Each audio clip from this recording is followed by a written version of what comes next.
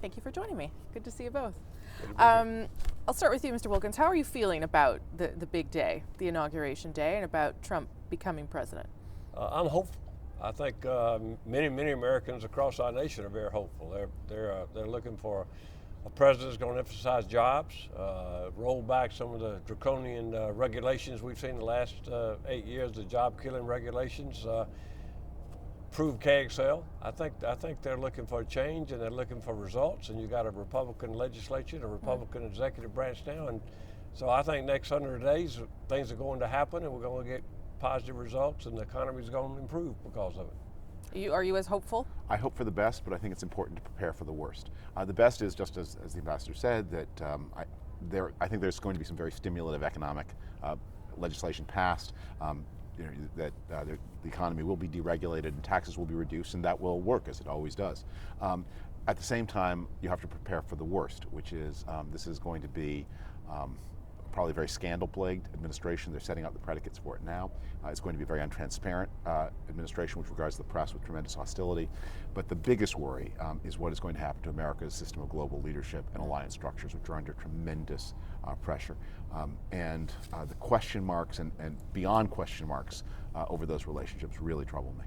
Okay, so let's talk about the first 100 days then. What are the things that, I mean, I know he's got his list of what he could do in 100 days, and he's got obviously Congress on his side, but what legitimately are the things that the president could do in the first 100 days that would, to show Americans that he's really going to do something? Well, the first 5 days he's going to issue a number of executive orders that repeal the Obama executive orders. You know, President Obama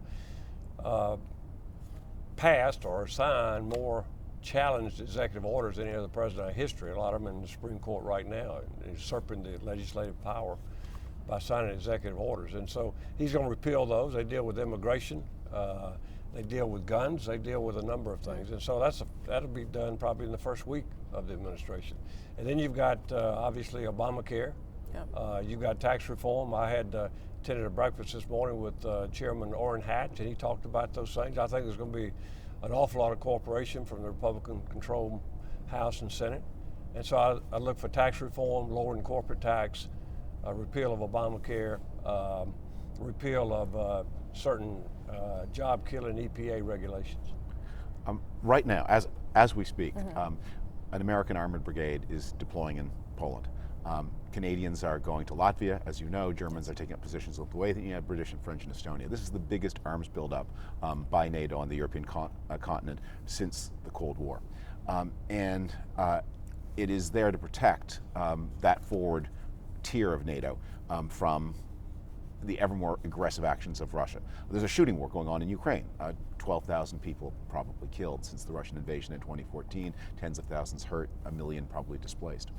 That is happening at the same time as the administration here is signaling total lack of resolve on the defense of the Western alliance, and at the same time as the American-German relationship, which is the central artery of NATO, is under pressure such as we've never seen. So what might happen then in the first 100 days on that front? I mean, we've heard him musing about things, but what could he actually do? Pull them out? Well, no, that's a big project. I mean, even to you can't pull out an armored division, or an armored brigade in 100 days. But what the Trump people are doing is they are forming behind the curtain arrangements and alliances, not with friendly governments, but with anti-system parties in all of these countries. So there's a back channel between the Trump administration and the National Front in France, back channels with some pretty marginal figures in the UK. We don't know what they're doing inside Germany, but President-elect Trump, President-to-be Trump, has delivered some pretty blistering criticisms of Angela Merkel, and that's a very important relationship. By the way, not all the criticisms are false. They're just things that President shouldn't say. Do you're talking a lot about domestic things, and I understand that's where your focus is, but does any of that worry you in terms of the United States becoming a destabilizing force in the world? I think just the opposite, and I have great respect for my friend David Frum, but he's a little negative. I'm more positive on this front. I think he's going to restore American respect in the world. He's going to be respectful of our friends like Canada, like Israel, which the Obama administration, in my opinion, has not been on occasion. And I think he's going to restore us to the level we were before the Obama administration. I hear the concerns, but if you heard the testimony of many of the national security appointees yesterday, I think you'd get reassured that they plan on the U.S. standing up to Russia, taking Russia very seriously, the Russian aggression, and making sure that NATO is a part of that opposition and be part of NATO. And so I don't have the negativity my friend David has on this. You've got a bifurcated administration. So Yes. the cabinet appointees, foreign policy cabinet appointees, are relatively normal people. General Mattis, obviously, expressing very traditional Atlanticist views on the alliance, and of course he's a very impressive figure, one of the most impressive military men of his generation. We're hearing more or less reassuring noises from the incoming Secretary of State, Rex Tillerson. Former Governor Nikki Haley of South Carolina, the Ambassador of State, has said very reassuring things about the UN. But remember, the administration makes its foreign policy not just in the departments, but also at the White House through the mechanism of the National Security Council, which is not Senate confirmed.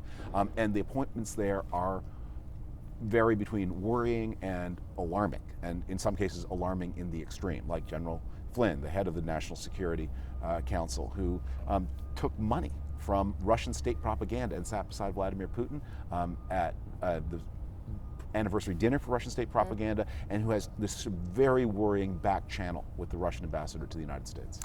So, because we're in Canada and we want to know about us, I've had some interesting conversations with a variety of ambassadors up in Canada, Latvia, Ukraine, and others, who really see Canada as a potential country that could come to the United States, the administration, and say, hey, just wanted to remind you of this. These guys are having some concerns. Do you see that we would be able to have that kind of role for this new administration, that we could sort of remind them of the importance of some of these alliances? I think Canada always can play an important role. And when I was a U.S. ambassador to Canada, I can tell you that their opinion counted, and they worked very closely with our military in Afghanistan and elsewhere. The Canadian effort was highly respected, and their opinion was highly regarded. I don't see why that will change. I'm not sure that's happened in the last 8 years. I would hope it would happen beginning this Friday. Let's hope that's true, but I worry about it for two reasons. The first is Canada's going to have crises of its own to face. This highly protectionist administration that is talking about hardening borders to trade. Canada has a lot at stake. Some of the tax reforms talked about, changes in the corporate tax and the repatriation of capital, may have the effect of discouraging investment in Canada. So Canada is going to have a very long agenda of its own. It's not going to be able to be the kind of friend to Latvia that Latvia would want. But secondly, the way that Canada's exerted influence on these issues in the past is by saying, hey, we're a NATO stalwart.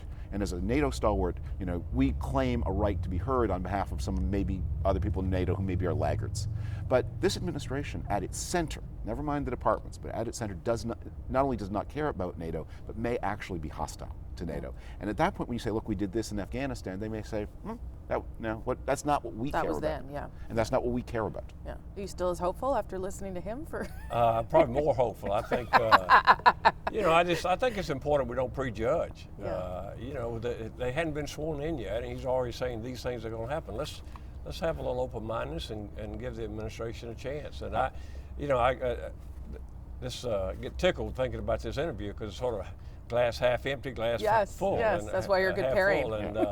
But I'm just, I'm more upbeat on America. I'm more positive about this administration. I think I would just ask all of us not to prejudge, keep an open mind, and be respectful and give them a chance before you go ahead and say this is going to be the terrible things that are going to happen. We don't know that. Let's give the guy a chance. These aren't prejudgments, these are post-judgments. Donald Trump has already said that maybe he'll fulfill America's Article 5 obligations to countries under attack, and maybe he won't.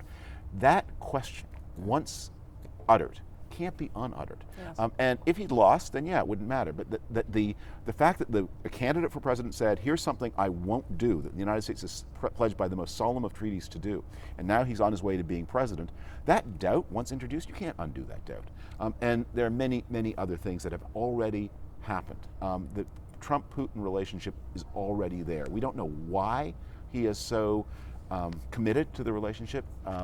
And we can speculate, but that's not maybe useful. But we can see what the commitment is, and how that there's a closer relationship with Russia than there is with Germany, and that is a reversal of everything that has happened in the world since 1945.